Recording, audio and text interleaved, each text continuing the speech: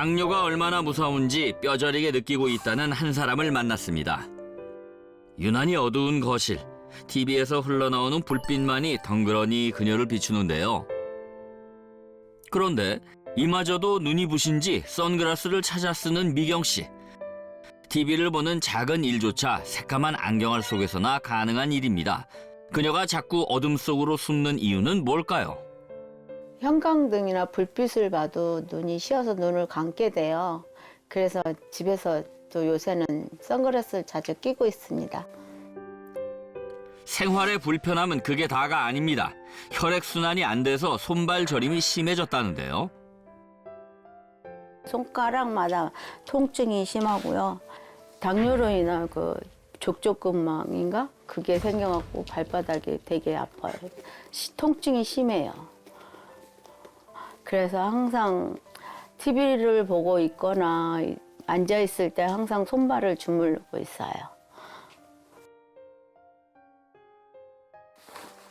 무엇보다 그녀를 괴롭게 만드는 건 잡히지 않는 혈당입니다. 매일 체크하는 게 두려울 정도라는데요. 언제 해도 조마조마한 순간입니다. 엄청나죠? 350이 넘는 수치. 식전, 식후에 당뇨약을 챙겨 먹지만 도저히 잡히지 않습니다. 원래는 물을 잘 안 먹었는데 물을 많이 찾게 됐고 그 다음에는 이제 자꾸 소변에 거품이 많이 나고 일단 거품이 많이 생기면 당뇨가 생겼다고 얘기를 들어서 그거 계속 염려를 두고 1년 동안 지켜하다가 나중에 그거를 검사를 하게 됐어요. 그때 당뇨라고 하더라고요. 당뇨를 진단받고 3년쯤 지나자 도미노처럼 찾아온 합병증. 그중 가장 아찔했던 경험은 2년 전 심근경색으로 쓰러진 일입니다. 순간적인 기주로 정신을 잃기 전 긴급 번호를 누르지 않았다면 지금 어떻게 됐을지 모른다는 그녀. 젊은 시절 누구보다 삶을 즐겼지만 이제는 하루를 버티는 기분인데요. 이 정도로 삶이 망가질 줄 알았다면 당뇨 초기 관리에 힘썼을 겁니다. 이젠 그저 조심하는 게 최선이라는 그녀. 칼질하다 보면 손을 다치면 잘 낫지 않으니까 당뇨 때문에 좀 간편식으로 많이 먹어요. 묽은 죽이 당뇨에 안 좋다는 건 알지만 현재로선 이 인스턴트 식품이 유일한 식사거리입니다. 최근에는 먹는 재미마저 잃었다는데요. 부쩍 심해진 합병증 때문입니다. 먹다 말고 인상을 한껏 찌푸리는 그녀. 어디 불편한 걸까요?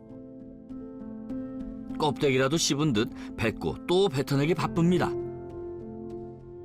이게 야채라도 질기거나 이러면 이빨이 시고 아파요. 그래서 씹지도 않고 버티는 경우도 많고 그래서 이 죽도 먹기가 힘들 때가 있어요. 당뇨 발병 15년 만에 처절하게 무너져 내린 일상.